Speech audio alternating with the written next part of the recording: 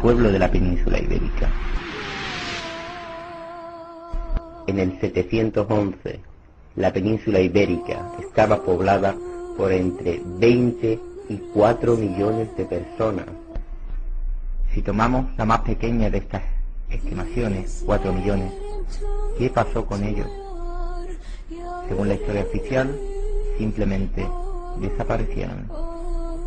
La Hispania latina se despertó un día para encontrarse árabes y los cristianos se despertaron musulmanes. Otro juego de manos. ¿Qué ocurrió con los habitantes de la península? ¿Fueron degollados unos a uno por los árabes? En aquella época un puñado de hombres no podía exterminar a millones. Era imposible. ¿Os imagináis a cada árabe teniendo que matar él solito a entre 160 a 800 cristianos? ¿Y los cristianos qué? ¿Guardaban cola pacientemente para ser degollados? ¿Qué ocurrió con los habitantes de la península? ¿Huyeron? ¿Hacia dónde? Los estrechos valles asturianos eran incapaces de recibir a millones de refugiados. ¿Qué pasó con los habitantes de la península? Por eso, algunos historiadores han intentado hallar una solución y han creído encontrarla en una sola palabra: impuestos. Estos historiadores han alegado el sistema, digamos, genérico de impuestos de la población dentro del Islam, el musulmán habitualmente paga menos que el no musulmán. Por lo tanto, simplemente, los cristianos se hicieron musulmanes para pagar menos dinero. Triginta argenteus principibus, 30 monedas de plata. Según la tradición cristiana, Judas vendió a Jesucristo por 30 monedas de plata. Según esta tesis tributaria, todo el pueblo de la península ibérica fueron Judas. Todos vendieron sus principios, sus almas, sus ideas, su religión, su lengua y su libertad por un puñado de monedas. Pero, aparte de la ofensa hacia el pueblo andaluz, esta idea por la que el pueblo de la península se hizo musulmán para no pagar impuestos está llena de errores. El impuesto que pagaba la población cristiana se llamaba jizya. Se trata de una tasa personal de capitación. La cuantía a pagar era de una moneda de oro al año. Una moneda al año. Pero además, esta moneda no la tenían que pagar todos los cristianos, sino solo los adultos de sexo masculino. Las mujeres cristianas no pagaban impuestos. Pero además, de entre los hombres adultos, se excluían del pago de impuestos los esclavos, los enfermos, los dementes y los pobres. O sea, los que finalmente pagaban la monedita al año serían menos del 20% de la sociedad hispana. Por otra parte, los musulmanes tienen un deber económico para con la sociedad, que recibe el nombre de zakat, y que es de obligatorio pago tanto para los hombres como para las mujeres musulmanas. La cuantía a pagar por los musulmanes es del 2,5% del capital. Es decir, si un cristiano tuviera un capital de 1000 monedas de oro, tendría que pagar el impuesto de una moneda al año. Un musulmán con el mismo capital tendría que pagar 25 monedas de zakat. Una mujer musulmana tendría que pagar lo mismo. Una mujer cristiana no tendría que pagar nada. Está claro que si lo que interesaba a los cristianos era el dinero, seguro que no se harían musulmanes, puesto que como cristianos pagaban bastante menos impuestos. El que grandes historiadores como Claudio Sánchez Albornoz hayan optado por esta explicación evidencia hasta qué punto molesta a la historia oficial la insistente pregunta: ¿qué ocurrió con la población de la península ibérica? Habrá quien diga, bueno, pues ante la victoria militar de los invasores, la población se convirtió al Islam por la razón que fuere. Pero incluso esta sugerencia no se mantiene, pues ¿de dónde aprendieron el árabe y el Corán? ¿De los invasores? Todas las crónicas históricas coinciden en que los árabes formaban solo un pequeño número dentro del ejército ya minúsculo, y que el grueso de la fuerza militar fueron bereberes, que aún no les había dado tiempo a aprender el árabe ni el islam. De hecho, si hiciéramos caso de la historia oficial, la península ibérica fue islamizada y arabizada antes que el Magreb. Sigue el sinsentido. Y sigue la pregunta: ¿qué ocurrió con los millones que formaban la población de la península ibérica? En vano encontraremos una respuesta satisfactoria a esta pregunta dentro del marco de la historia oficial. Sin embargo, si se supera el complejo del mito de la invasión militar, la respuesta salta a la vista. Sí hubo un proceso de islamización y arabización lento y paulatino durante décadas e incluso siglos, que desembocó en lo que históricamente conocemos como Al-Ándalus. Si no se supera el mito de la invasión árabe, la pregunta seguirá: ¿qué ocurrió con la población de la península?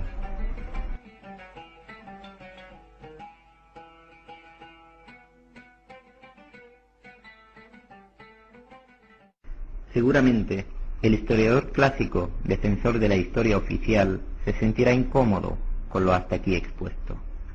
Y a pesar de que la idea de la invasión árabe choca con el más elemental sentido común, seguirá defendiéndola, alegando un puñado de fuentes y referencias históricas.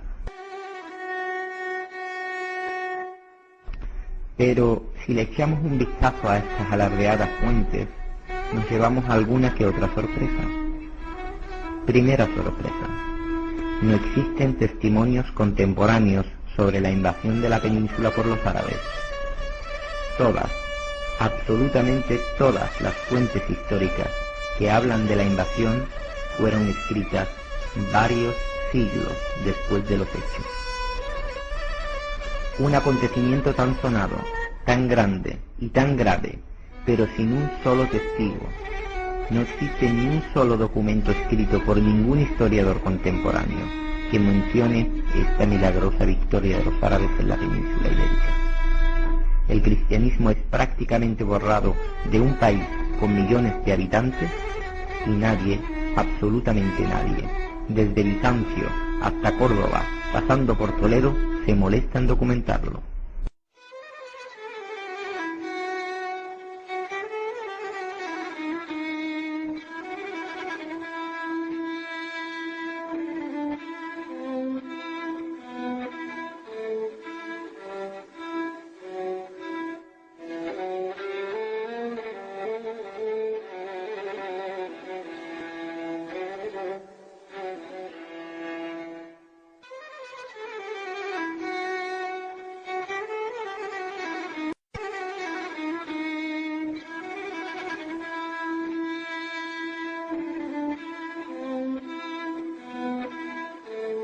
Habrá quien diga: sí, es cierto que los documentos fueron escritos siglos después, pero sin duda había en la península ibérica una tradición oral anterior en la que se hablaba de la invasión.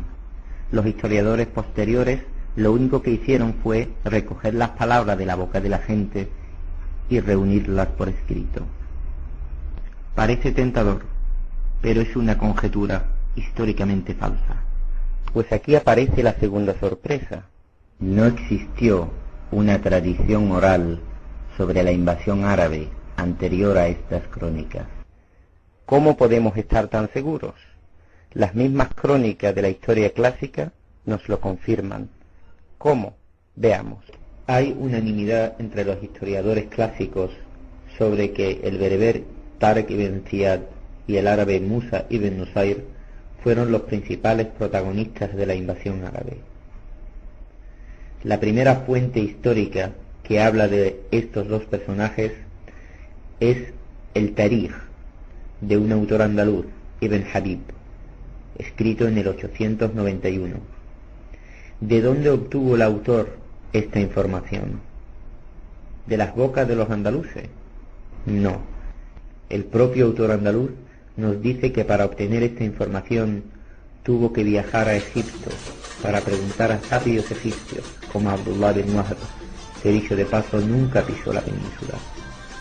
Es decir, puesto que la península ibérica nadie sabe de una invasión árabe, ni de un tal Tariq, ni de un tal Musa, nuestro historiador andaluz tiene que viajar nada menos que 4.000 kilómetros hasta Egipto, para enterarse de que fue invadido en su país, algo que hasta entonces ni él ni sus paisanos andaluces sabían. Si hubiera una tradición oral sobre la invasión, ¿para qué se tomaría la molestia Ibn Habib en viajar tan lejos para saber de cómo los árabes le invadieron?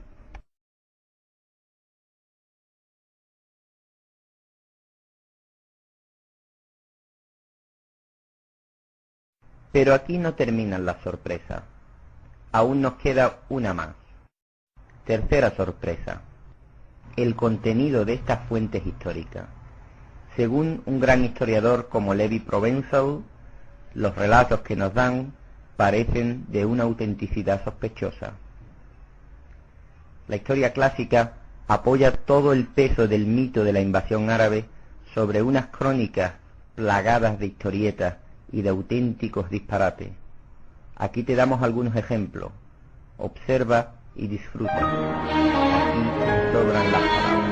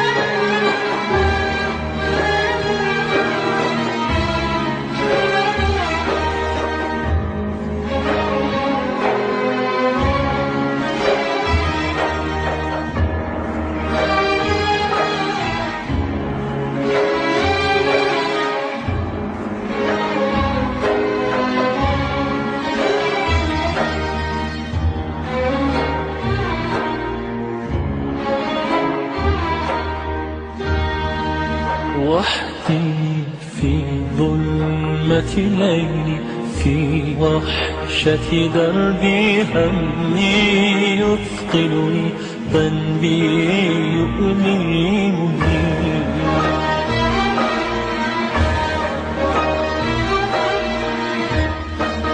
وحدي أدعوك وأرجو من ذنبي أشكو ما لي سواك أنا في حماك فارحم عبدا نجاك يا الله يا الله أنت الرجاء منك هداك يا الله يا الله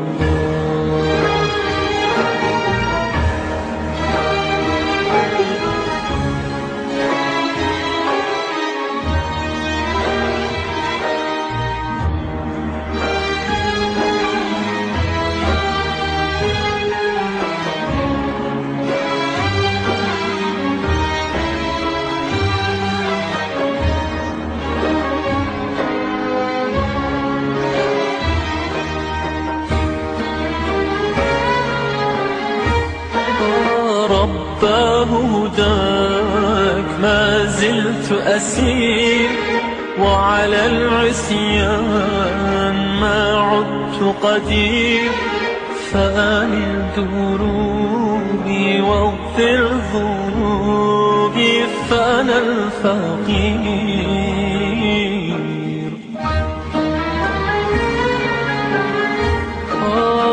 قد عاد القلب في الدرب يسير فرحا مشتاقا لله يطير ورجاه رضاك يوم لقاك أنت القدير.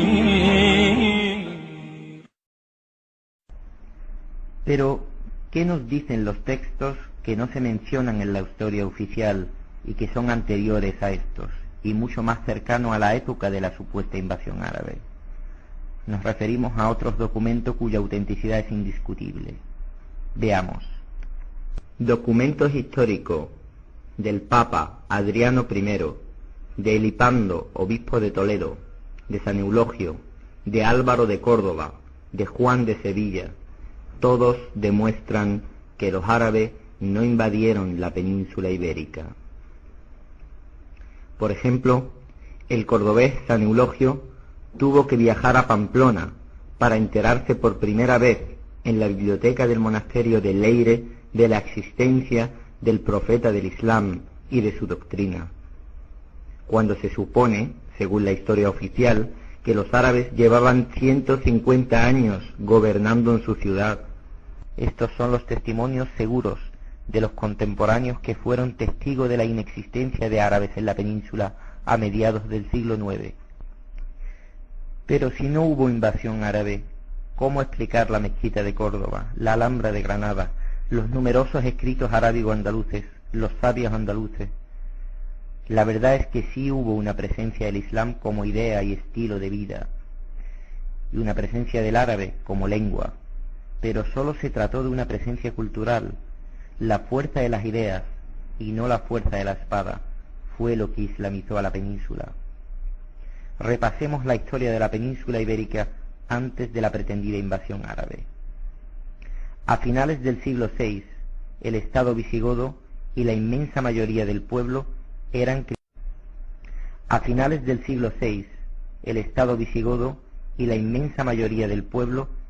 cristianos arrianos. El arrianismo, el cristianismo imperante en la península, fue una poderosa secta fundada por Arrio en el siglo IV, de gran difusión primero en Oriente y luego en Occidente. Fue un movimiento racionalista dentro del cristianismo. El punto fundamental del arrianismo es la negación de la divinidad de Cristo. Para los arrianos, Cristo es un ser humano y nada más que un ser humano.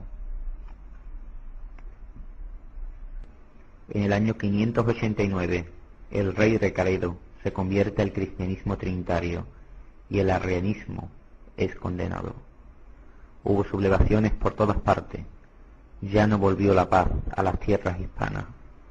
El estudio de los textos de los concilios de Toledo demuestra que gran parte de la población de la península ibérica siguieron siendo arrianos.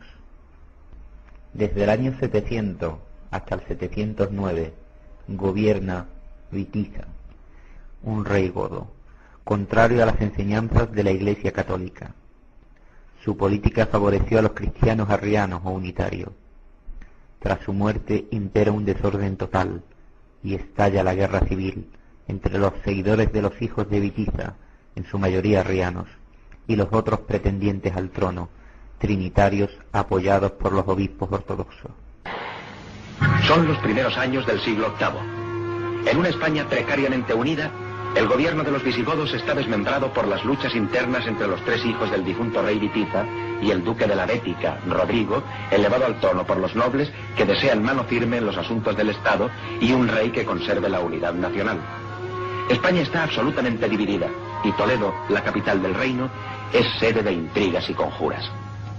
Los que ven en peligro su victoria no dudan en cruzar el estrecho y pedir allá en las costas de África la ayuda que necesitan para desplazar al que creen un usurpador.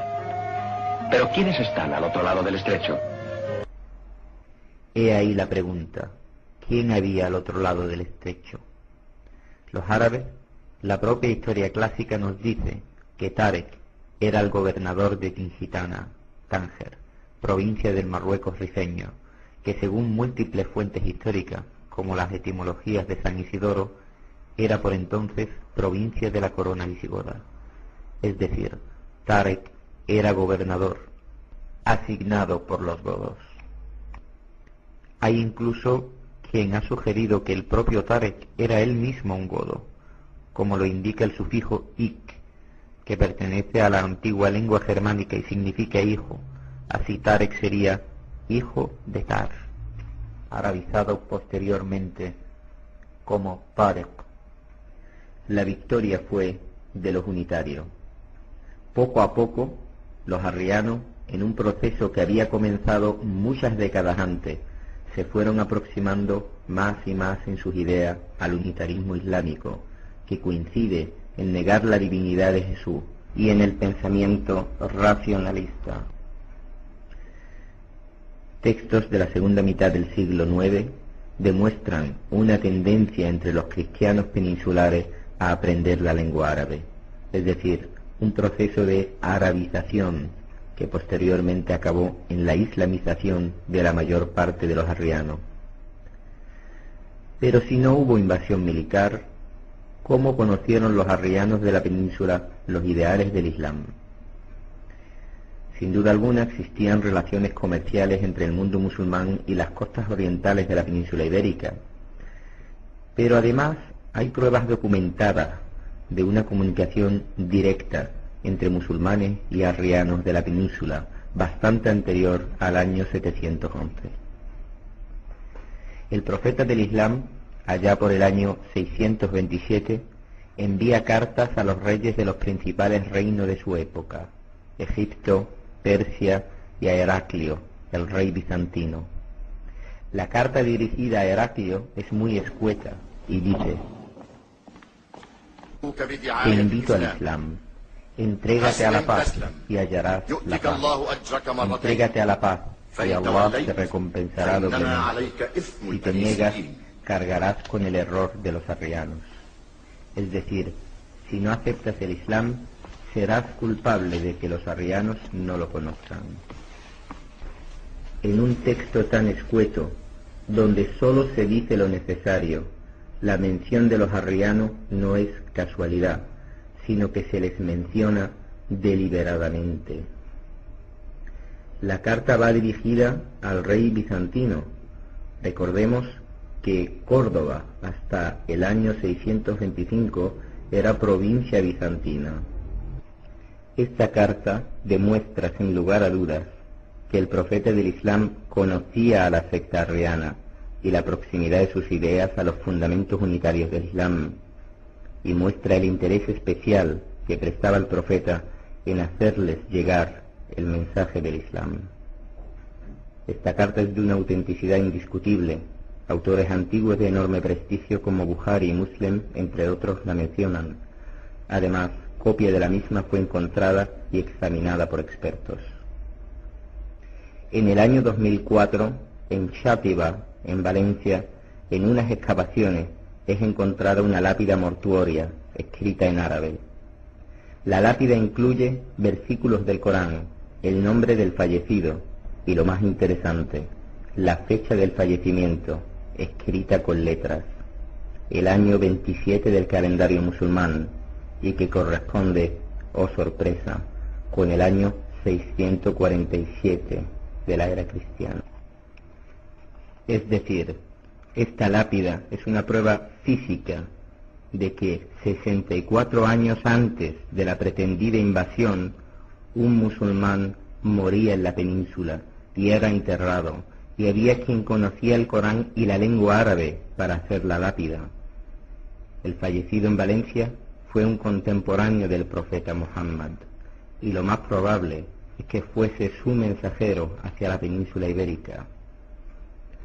Pues en un texto anónimo que prosigue la historia de los godos de San Isidoro, se habla de la historia del profeta del Islam, que según el autor vino a España a predicar sus errores, que puso su púlpito en Córdoba, que San Isidoro envió ministros para detenerlo, pero el profeta prevenido huyó. Obviamente es históricamente erróneo lo de que el profeta del Islam vino a la península ibérica. Sin embargo, no es tan inverosímil que hubiese enviado un emisario en su nombre. Es más, en la lápida de Xàtiva hay un detalle de suma importancia. el nombre del fallecido. Se llamaba Ahmad ibn Fihr. Ahmad es uno de los nombres que le da el Corán al profeta. Ibn significa hijo o descendiente de, y Fihr es el nombre de uno de los abuelos del profeta Muhammad. No es de extrañar que este autor anónimo haya confundido a este emisario con el propio profeta, pues llevaba su mismo nombre, mismo apellido y predicaba su misma doctrina. Esta temprana presencia islámica fue paulatinamente influyendo en los arrianos, que iban haciéndose musulmanes lentamente. Durante el reinado de Witiza, la Iglesia perdió gran parte de su poder, y eso aceleró la islamización, aunque seguiría relativamente lenta. Fue después de la mitad del siglo IX cuando empieza un rápido proceso de arabización e islamización peninsular. Esto explica por qué la literatura arábigo-andaluza no aparece hasta el siglo X. Este es el testimonio de las fuentes históricas. Pero ¿y las piedras? Si las piedras hablaran, ¿qué nos dirían?